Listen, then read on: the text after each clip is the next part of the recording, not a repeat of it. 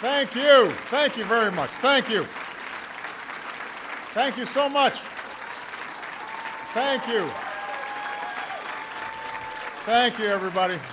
Please, everybody have a seat. Thank you. It is good to be back in North Carolina. It's great to be back at CRE. To all the employees at CRE, thank you so much for your outstanding work and hospitality. I actually visited this plant about 3 years ago. I was still running for office. Somebody in the plant showed me a picture of the two of us together, and I looked so much younger then. But so it's true, I've got a lot more gray hair now than I did the last time I visited, but I have a better plane. So it's a fair trade. Now, that day, a wonderful man gave me a heck of an introduction. He introduced himself by saying, "I am a CRE employee, and I help build the most energy-efficient LEDs in the world. That's what I do." And his name was David Jones. David's the guy with the picture. Where's David? David must be, there is David back there.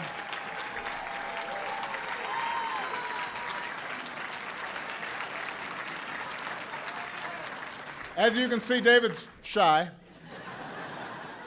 and lacks enthusiasm, but nevertheless, so I got to see David on the, looking at the new LED production line, which he now runs, by the way. And it's easy to see why you guys are so proud of what you do. This company's made amazing progress. And the technology at this company is growing in leaps and bounds. In fact, as I was talking to Chuck here at CRE, he was explaining how just since my last visit, LEDs have become, how much more efficient have they become? Doubled in efficiency just since my visit 3 years ago. Just since my visit 3 years ago. So today, the small business that a group of NC State engineering students founded almost 25 years ago is a global company. It's got 5,000 employees. Next month, your new production line will begin running 24/7, and soon you'll add another 400,000 square feet of space on a new site next door. So you're helping to lead a clean energy revolution. You're helping lead the comeback of American manufacturing.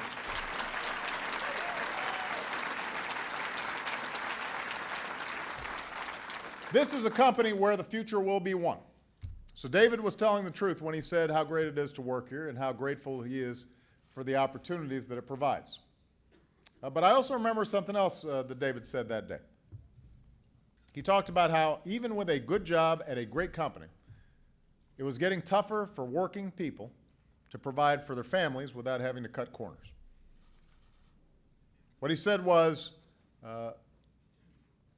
where am I squeezing that balloon to make sure that my family has a life, that we're moving forward, that we're progressing? Now that was in 2008, before the financial crisis, before the bottom fell out of the economy, before a vicious recession that made things that much tougher for working families. So the world has changed since the first time David and I met. And for a lot of our friends and neighbors, that change has been painful. Today, the single most serious economic problem we face is getting people back to work. We stabilized the economy. We prevented a financial meltdown. An economy that was shrinking is now growing. We've added more than 2 million private sector jobs over the last 15 months alone.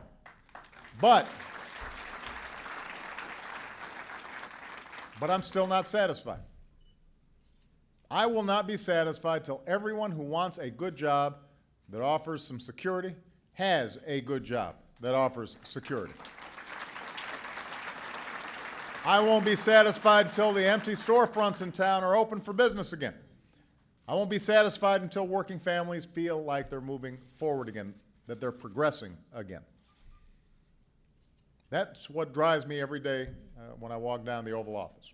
You, your families, your jobs, your dreams, and everything it takes to reach those dreams. Now, our economic challenges were years in the making, and it'll take years to get back to where we need to be. But for all the hits we've taken, we are still America. We've got the largest economy in the world, we've got the best workers in the world, we've got the finest universities in the world, we've got the most successful companies in the world. We've got everything we need to help our workers adapt and to help our fellow Americans through this tough period. But it's going to take all of us working together. The private sector, government, non-for-profits, academia, and that's what I came back to Cree to talk about today. I brought some folks with me. I travel with a bigger entourage these days than I did 3 years ago. So the group I brought today is a group called the Council on Jobs and Competitiveness. These are leaders who have decades of experience in running some of America's best businesses, creating jobs, understanding what it takes to grow our economy and strengthen our middle class. They come from the business sector, but also labor, universities. Most importantly, they come from outside Washington. And they've decided to dedicate their time and energy to this singular task. How do we create more jobs in America? And by the way, we put this together many months ago. Not in response to one jobs report, but because we understood even though the economy was growing, it wasn't growing as fast as we want, and it wasn't producing as many jobs as we want. And so I told them I wanted to hear every smart, forward-thinking idea that they have to quicken the pace of job growth and make sure our economy and our workers can adapt to changing times. So we just had an opportunity to meet backstage to talk about how we get our job creation engine running faster.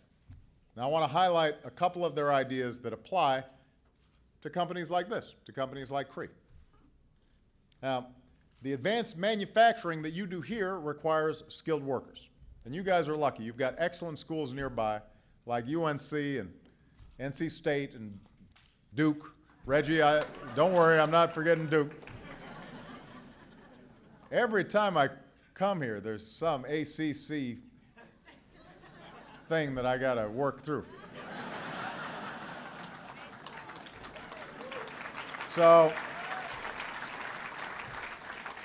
But because you've got these great schools, you can hold your own talent draft, not just in basketball, but when it comes to highly skilled workers.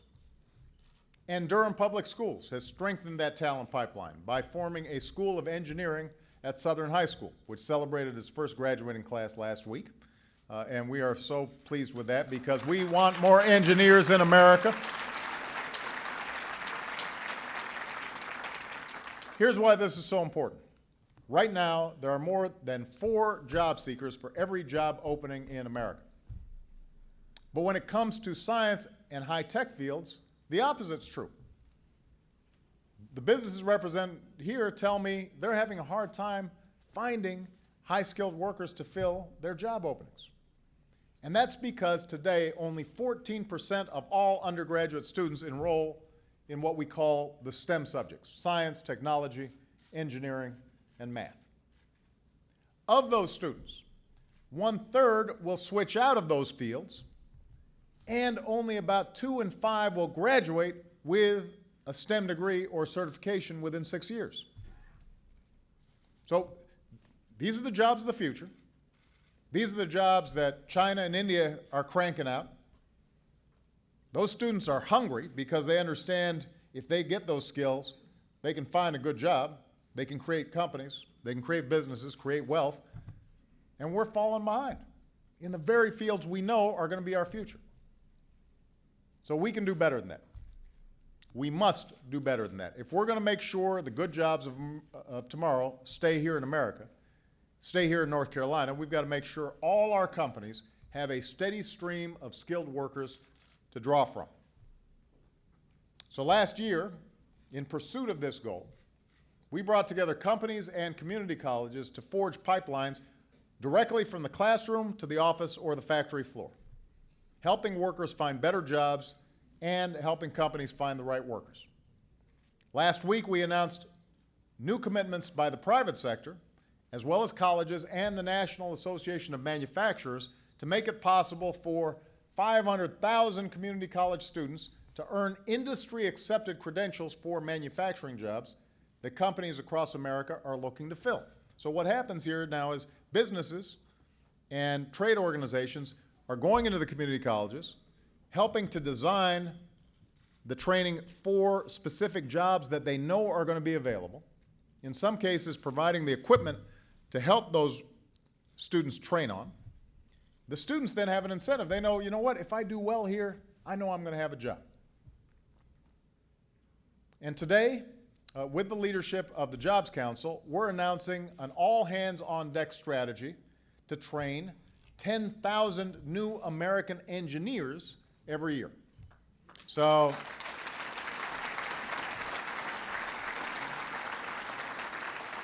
and by the way, our Jobs Council, led by Jeff Immelt, they're doing this not counting on a whole bunch of federal funding. Private sector companies are teaming up to help us promote STEM education, to offer students incentives to finish those degrees, and then to help universities fund those programs. They're going to double their summer internship hiring. We're talking about companies like Intel, whose CEO, Paul Antonelli, is here today, and Paul is heading up our task force for the Jobs Council in helping to figure this out, because he understands Intel's survival depends on our ability to get a steady stream of engineers. I've been, by the way, to the Intel plant out in Oregon. It is unbelievable. It's something out of science fiction. And I pretended like I understood what they were saying the whole time. But that's what's going to drive our competitiveness in the future. We know that if we're going to maintain our leadership in technology and innovation, our best companies need the world's brightest workers, American workers. Now that brings me to a second idea that we discussed backstage.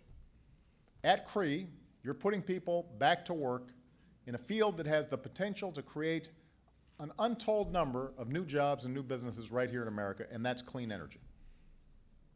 And my administration has invested heavily in clean energy manufacturing because I want to see the LEDs and solar panels and wind turbines and electric cars of tomorrow made right here in the US of A. I want them made right here. We invested in this company with a tax credit that allowed you to boost capacity and lower costs and hire hundreds of new workers. And with a grant from the Department of Energy, you've made incredible breakthroughs in smart grid technology to transmit clean, renewable energy across the country more efficiently at less cost. Now, breakthroughs like these have the potential to create new jobs in other sectors of the economy as well. So think about it. Cree makes energy-efficient lighting that can save businesses and consumers a lot of money. And there are a lot of buildings out there that need upgrading. And there are a lot of workers ready to do the upgrades. Construction workers were hit harder than anybody by recession. Almost 1 in 6 construction workers are out of work. And that makes no sense at a time when we've got so much of America that needs to be rebuilt.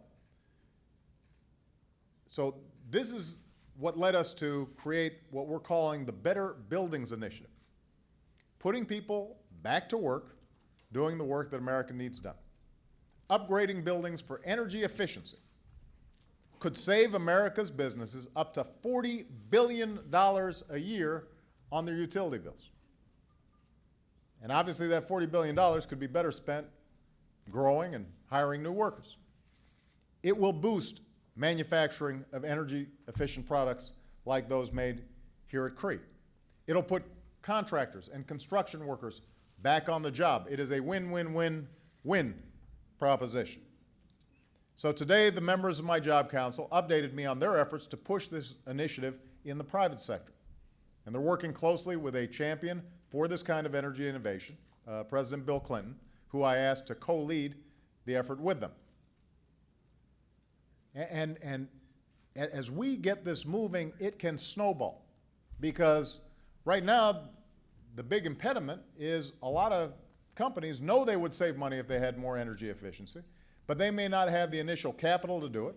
In some cases, building owners, they're thinking to themselves, well, if I put in all this new lighting, am I going to be able to recover it through the rents or the leases that I'm able to obtain? And so what we've got here are premier experts who are going to be able to help us design this program to really get this to take off.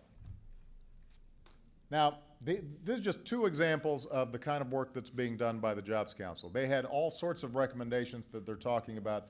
You know, how do we deal with making sure our regulations make sense so that we start eliminating ones that don't work, aren't making consumers better off, or aren't improving our quality of life?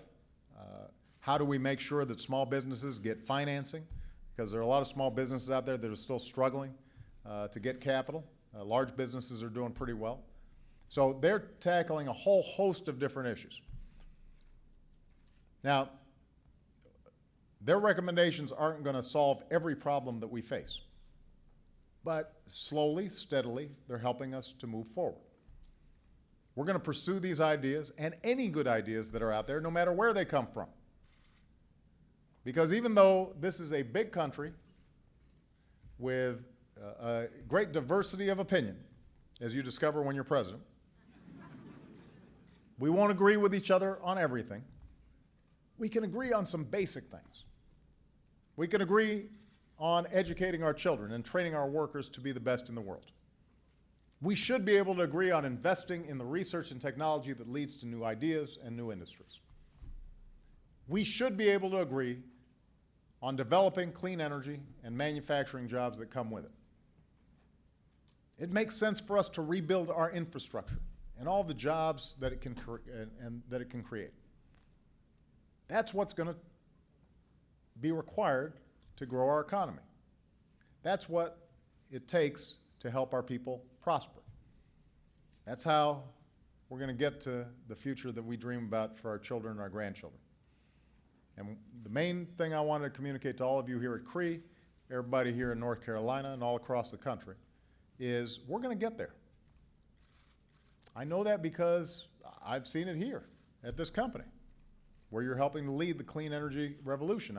I've seen it across the Midwest, where automakers are coming back and hiring again, even after reading their own obituaries just 2 years ago. I've seen it from coast to coast, where men and women are testing new ideas and starting new businesses and bringing new products to market and helping America come back stronger than before. So I am optimistic about our future. We can't be complacent. We shouldn't pretend that a lot of folks out there are not still struggling. But I am absolutely optimistic that we've got everything it takes for us to succeed in the 21st century. Americans do not respond to trials by lowering our sights or downscaling our dreams or settling for something less. We are a people who dream big, even when times are tough, especially when times are tough.